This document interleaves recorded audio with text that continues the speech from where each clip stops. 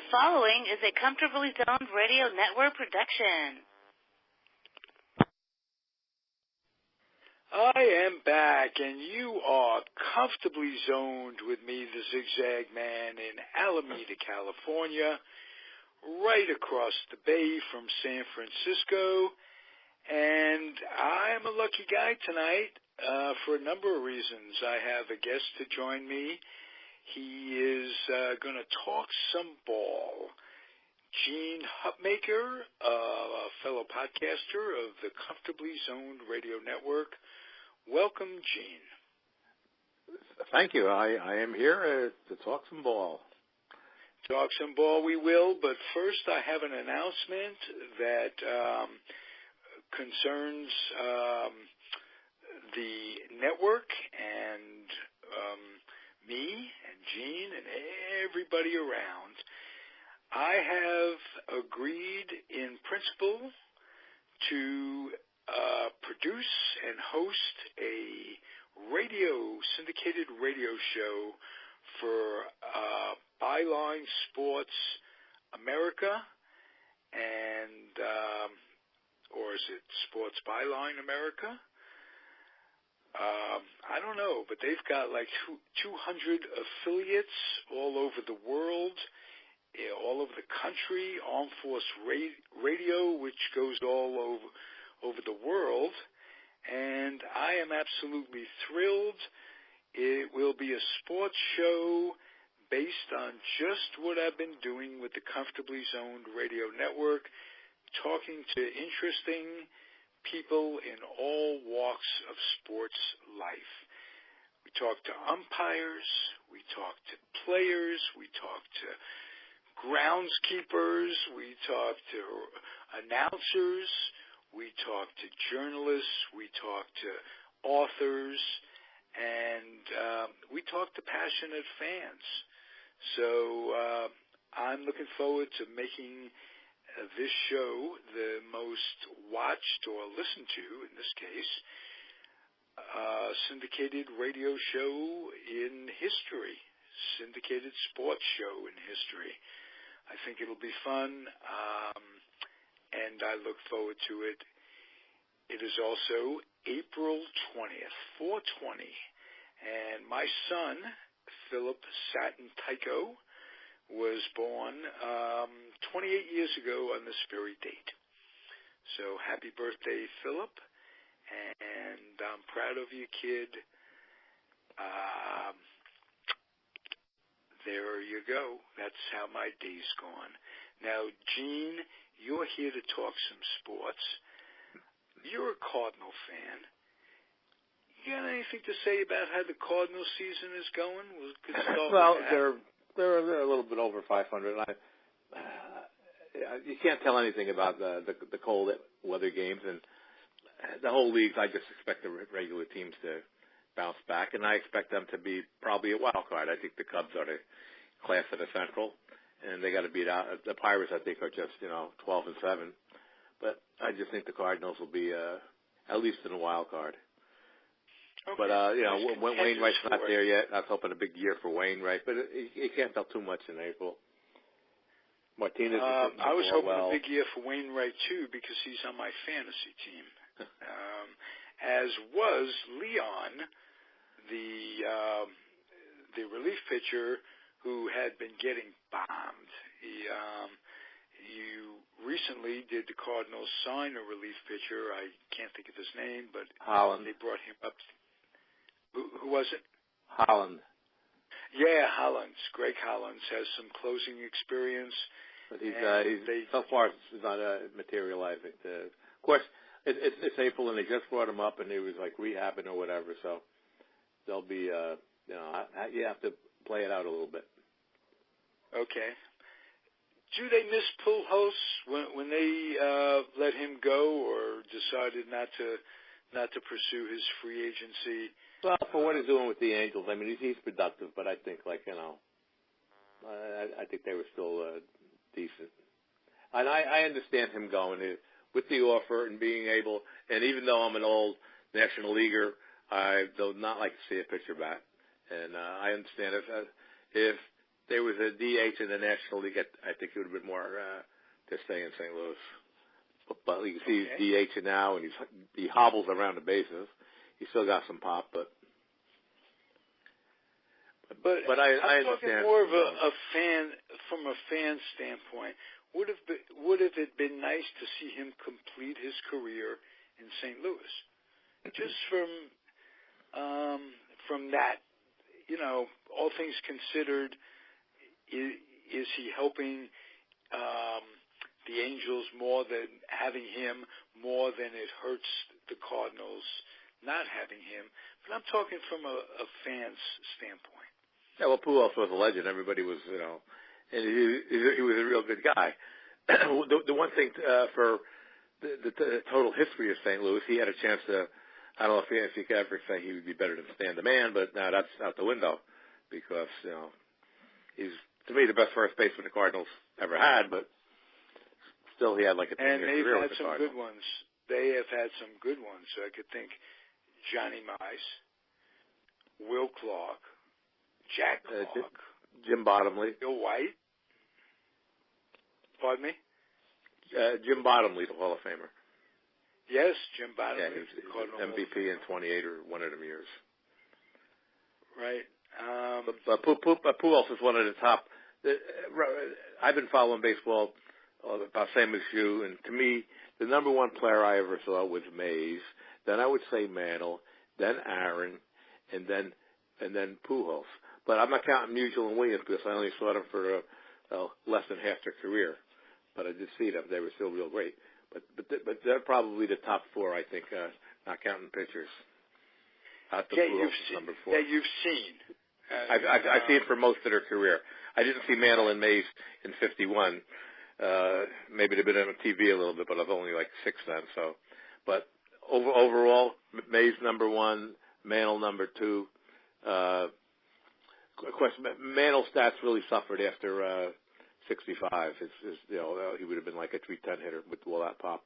And Pujols probably number 4. But then again, would you say DiMaggio if you put him in there? Yeah, but I didn't see him. I'm just talking about the guys I've seen. Okay, that's good rating. All time. Babe Ruth is Lou Gehrig, Ted Williams and Musial and DiMaggio and all that. You could probably, outside of Babe Ruth being number 1, I can't see anybody that could be better than him. For one of the simple reasons is that he was the best left-hander of his time pitching and the greatest hitter. And after that, everybody else is vying for the runner-up spot. Some people want to say Ty Cobb, Willie Mays, Joe DiMaggio, whoever you want. I mean, you got about 10, 15 guys that you can throw in there, and even like a Jimmy Fox. It's very subjective at that point. People can make an argument based on how well these players did for their team, how many rings they have. That's hard. Rings are kind of hard. It's like Ted Williams has none, Ernie Banks has none. It's a little bit hard for that, especially in the American League when the Yankees won like about a third of the fourth of the World Series pennants. Right. Well, when you judge a guy all time, you have to see how he did do in postseason, and because that means a lot. Because it's a team game. It's not necessarily all an individual game. It shouldn't be rating a guy. Shouldn't be just merely on stats. There should be the intangibles. What kind of a teammate he was. Does he get the runner over? That kind of thing. Well, like a guy like Stanton is really struggling now, and of course, playing in Miami, you have like 2,000 people in the stands. You're not in a pennant race, so there's relatively not much pressure on you. And you can say the same thing. I saw the end of Kiner's career, and the same thing with Kiner. He led the league in home runs in 7 straight years, but the Pirates were always a 7th or 8th place team. So there was never really any pressure on him. Not that he couldn't have done it. Same thing with Ernie Banks with the Cubs. I mean, he didn't have pressure on him. Not that they weren't great, but they weren't doing like when Hank Aaron did. The Braves were in a race sometimes, so he had to produce. You could see how he does. That was one of the bad things about A-Rod. Of what New York press puts on as far as pressure goes. These guys. Yeah. It's all relative to It's how you handle it. It's right. And Stanton, he's slumping. Yes, he's shown signs, but he's not sulking. He looks into the camera. He just tells you that I'm coming around. I'm working on it. It's slow spring, but I'm watching film. I see where I'm going. I'm making progress. He's not shirking from it. He's not blaming anybody. He's not blaming the schedule. And remember, these guys are playing under horrendous. You talked about it earlier. The weather conditions have been horrendous. Horrible. And he's a Florida guy. He's not he's not used to the cold. I would say that probably a lot of them Caribbean guys, when they're playing in the cold, their blood is probably thinner. I would say. I'm not a doctor or anything, but you think that their makeup is from being down there for so long. Well, you would too, but now I'm looking at a guy I'm a Met fan, looking at a guy named Cabrera, the second baseman, who is incredibly versatile, can play third, can give you a little shortstop, and he's like hitting off to a 323 start, and it's colder than hell, and he's a guy from Venezuela or the Caribbean somewhere. So some guys you can't tell. I still think it's a small number scale. In other words, until you get to 100 at bats, then you can see how things. When guys start getting to that point in early May, then you can start to see how the season is shaping up. But even though you're talking about the World Series, like the Maggio wasn't 10 of them. And he only batted like 271. Stan Musial wasn't 4 of them and batted 256. Willie Mays wasn't 4 of them and doesn't have a homer. And there's 4 to top 10. Yet Mickey Mantle went nuts for the Yankees in the World Series. Well, his average wasn't that great, but because they hit the home runs. And the one thing about Mantle's best World Series was when he ruined the Pirates and he ruined the Cardinals, and they lost both of them. That's why I think he had like 3 homers in each of them. But he didn't have that many heroics in the World Series when they won. I know he hit the homer against the Cardinals, but they lost that World Series, and then he went crazy against the Pirates, and they still lost. His major one was, I think, in '52 when he hit a few homers. Okay. But you can't knock 18 home runs. I mean, that's like, But he hit a 256 average. Ted Williams played in one, and of course he got hit with a pitch just before the World Series in a makeup game of American League All-Stars, and he never complained or used it for an excuse. But Williams was probably aching during that World Series because he got hit in the elbow or arm in 46. Okay. Hey, Gene, I noticed you mentioned a number of sluggers. You mentioned Williams, you mentioned Kiner, Cobb, Mantle, Hayes, Williams. You didn't then and rarely bring up the name Barry Bonds. Well, I'm anti any juicer, and I know we don't know who juiced, but we know who did juice.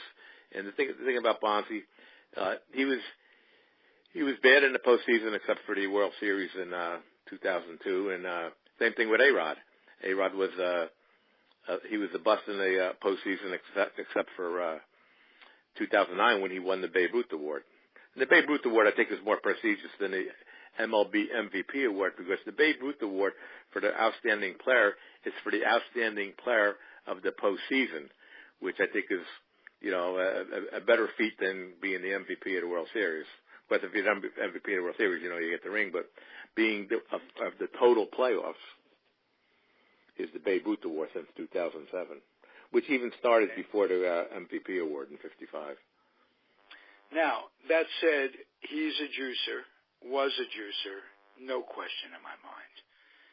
Was he not hitting against pitchers who were juicers? Didn't the some of them, out? And personally, my opinion with pitchers is I think pitchers were less apt to do it. I just think that they were less apt, but some of the ones, but the ones you don't, so you don't know. If you know, then you're out as far as I'm concerned. It's like some people say, like I would say then, if you don't know, you can assume because of the era that they lived in, rightly or wrongly, and say, hey, you were in that era, chances are you did steroids. It's been estimated that 80% of the guys. Yeah, but that's all speculative, because I hear like Smoltz and a couple other guys on the MLB station saying that's ridiculous. Maybe. And you could probably tell. You could tell by people's stats. Like Brett Boone had that one fantastic year. Gonzalez says he was never on him. Gonzo from the Diamondback, but he hit the 57 homers. So, but there's still nothing on him except that he's a suspect because of the great stats that he put up in that one time. So wouldn't it be fair to just compare players to the era that they played in? In other words, if you can say that the most dominant players of the era that we're talking about are Clemens, right? Bonds, he's one of them, one or two of them. Well, what does that do to Fred McGriff? Fred McGriff, by numbers, do we know that it was nothing on him? There's nothing on him, so it's just like in the real world. If you skate, and there's basically nothing on him, and his stats were a constant the whole time. But you could tell, Bonds was a Duke Snyder of the 1950s. People don't know how great Snyder was in the mid-50 era. He's hitting 40 homers. He has the NL record with Kiner for most consecutive seasons of 40 homers in the 1900s. He hit more home runs in the 50s than anybody else. Yeah, but some people played half of them, like Aaron and Banks. They played half. But he's hit 40 homers in 5 years in a row, hitting 320, 310, stuff like that.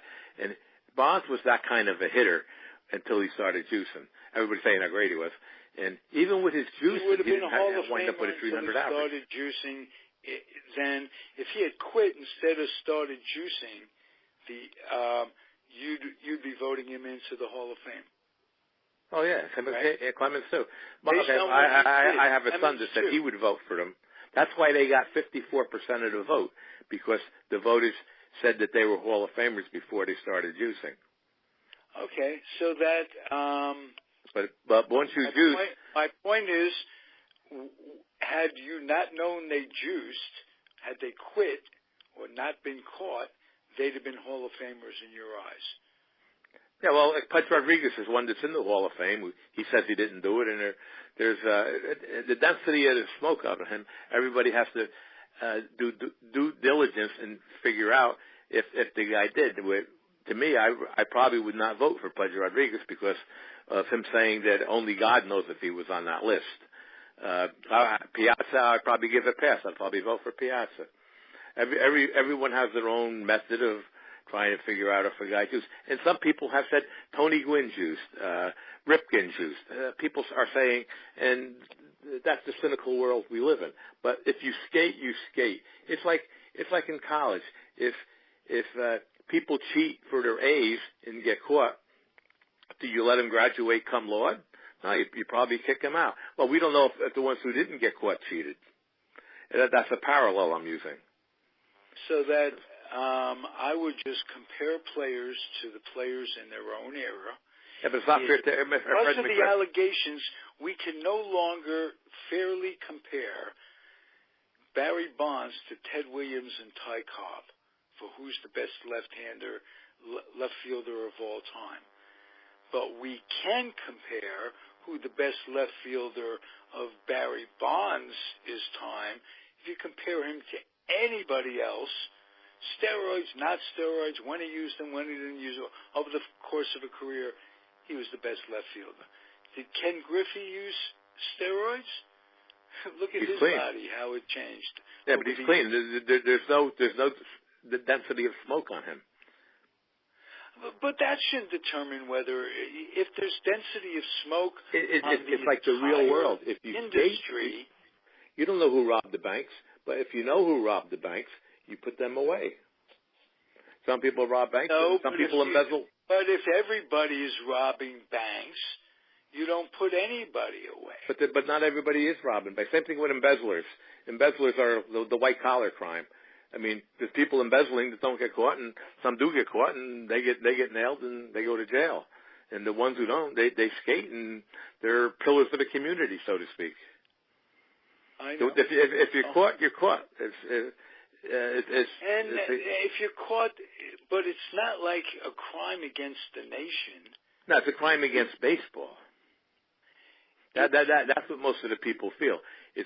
Baseball has its own world, and it's a crime against baseball, like betting on baseball.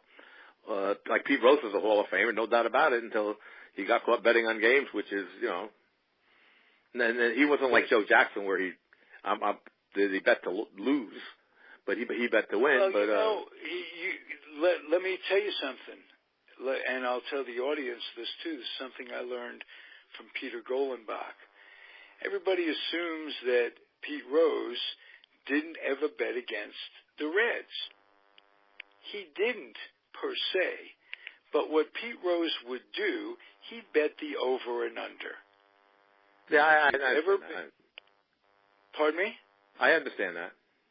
Yeah, of course you do. But that means that he could bet and have the Reds win, but have them win 6-5 instead like saving the points in the college basketball scandals. They had their team win by less than the spread. Right. So they're not throwing the game, but they're throwing the integrity. No, I understand that. But like what Joe Jackson did was like we're trying to compare him to Jackson. Gambling's a cardinal. I'm not saying Lewis. It's a cardinal sin. But Jackson actually was throwing games in the World Series, whereas Rose was betting on. Well, actually, he wasn't throwing games. He accepted money. They gave him money, but look at his stats in that World Series. He didn't know what he was dumber than a post. He didn't know what he was doing. They show a picture of him working the cash register in the bar. I think that's overblown. His being that stupid, but he was because 6 he could for run 11. a cash register in the bar. No, they have a picture of him where he's working in a bar, South Carolina or wherever.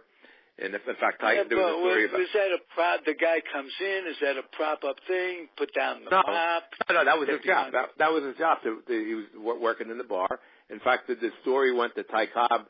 Ty Cobb went in there, and Joe Jackson was kind of embarrassed or whatever, so he didn't know if he would recognize him or whatever.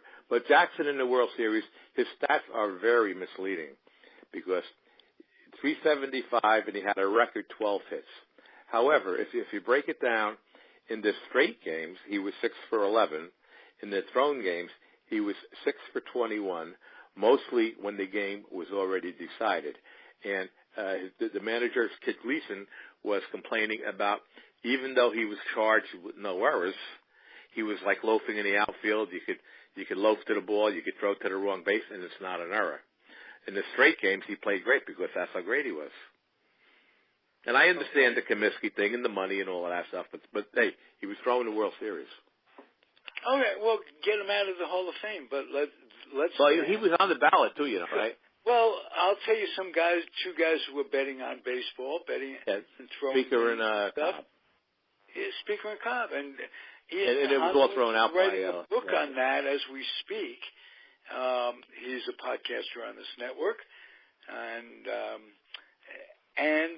So what do you? It was all covered up by Landis. The witness didn't show up. And Landis is in the Hall of Fame. Yeah. So well, you have O'Malley's in the Hall of Fame. So you have right. Personally, I don't even care about Suits. Suits should be. I don't want to bring my kid to the Hall of Fame when he's 13 or something, which I did, and they're looking at a plaque of some owner. I just want the players in there. If they want to, we have some place for the Suits outside of Connie Mack. Connie Mack is the only Suits that should be in there. I think that's pretty cool. You can be a Hall of Fame executive. That's right. All right. But Walter O'Malley, and there's a lot about Walter O'Malley that isn't known. I'm not making any excuses for him, but the one thing he did do, which will always have a place in my heart for taking care of Campy, he brought him out and gave him that benefit, and they stood up 100,000 people, and they lit a candle, and he hired him as an ambassador coach, and he come back in spring training and stuff. So people are gray, not black. It's not black or white. Yeah, well, Campy was against Robinson in a sense that he wouldn't be doing the protesting and everything. He was more of let's not rock the boat type, and I think O'Malley appreciated that with Campy, rather than like he didn't like Ricky or Jackie. That's for sure. That's for sure. And you have to assume everybody being everybody was racist back then. Everybody talks about Yorkie, some more than others. I mean, all the crackers from the South were probably a lot of them. Probably the KKK was a little more social than it is now. Now they have an IQ of minus 100. But then anybody in the South that was anybody was probably in the KKK. It was more of a social standing almost. What are you saying? I'm saying when people say don't brush off Yorkie. Yorkie was not only is he in the Hall of Fame, he is an incredible racist. I mean, yeah, but everyone was to certain degrees. 15 executives voted against Jackie being in the. One thing about Happy Chandler, he stood up for him, and he was from Kentucky. That's true. But he stood up for him. But I mean, everybody's like I grew up in them times, and whites didn't like whites. I mean, the white ethnic groups didn't like it. The white religious, even the Christian Irish hated the Protestants hated the Catholics. So I mean, it was well, a that was time. more a social thing. That was more a class thing. Yeah, but they was a religious thing. Yeah, but they still. Because I always being a Jew, I always wondered. People killing themselves over a branch of Christianity. And look at the Crusades. How many people died in the Crusades back in the thousands or in the year 900s or whatever it was? Well, there's. But everybody's complaining about like Ty Cobb, Roger Hornsby, Chris Speaker. They were KKK, but that was probably a social thing to belong to the KKK then, and probably all the highfalutin people in Dixie probably belonged to it. When I was in the Army, and I met blacks from the South, and then when I was in the Army in the 60s, oh my God, I couldn't believe the stuff they were telling me. Yeah, well, in one sense, you have to appreciate the overtness as opposed to the covertness in Southern prejudice. At least they tell you what it's like, as opposed to how it is up north, where they'll look you in the eye and not tell you how they feel inside. I'd almost rather know, in a sense, who your enemy is. Well, in the North, they would be not say they're not prejudiced, but in the white area, like when Jackie Robinson was trying to move to Stamford, Connecticut, they didn't want. I mean, they're not prejudiced or nothing, but they didn't want to sell them a house over there. Well, you've heard the expression that Southern whites hate the race and love the people, and Northern whites hate the people and love the race. Yeah. So, again, gets back to overt and covert prejudice. Well, they just posted on Facebook. Do you recall that the Sports Illustrated with Willie Mays and Lorraine Dane was between Willie Mays and Leo DeRocha? Yes, I have a picture of that. I mean, I even had, back in the day, I even had the magazine because I got Sports Illustrated back then when I was like 10 years old. But anyway, people got all upset over that. And then not only because it was a woman, but 1948 World Series, Larry Doby hit a home run. And it was the margin of victory in the 2-1 World Series game, and Steve Gromack was the winning pitcher. And they got a picture of Gromack and Doby embracing each other in a clubhouse, and people went bonkers over that. That's right. a famous picture back in. When in '51, for the first time, 3 blacks played in the same outfield because Mueller got hurt, and they put Hank Thompson in right, and the New York press made little ditties using the N-word about, and the Giants have 3 N's in the outfield and what have you. They were different times. And basketball teams weren't supposed to have 3 blacks on the court. Right.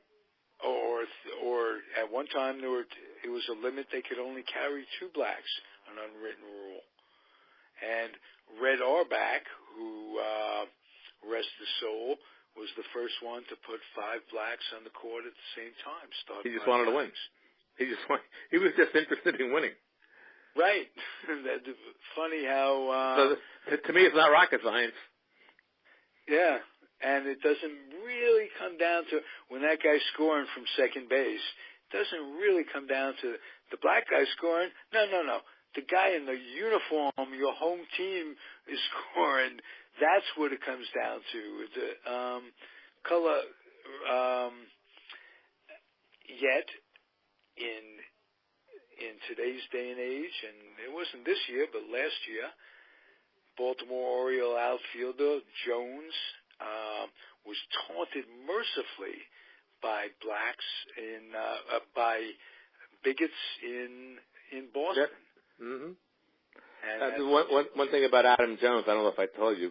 Adam Jones, yes. At the BAT dinner, I was showing him a copy of my book and everything. We started talking and everything. He goes, by the way, I'm banned in the Bronx too.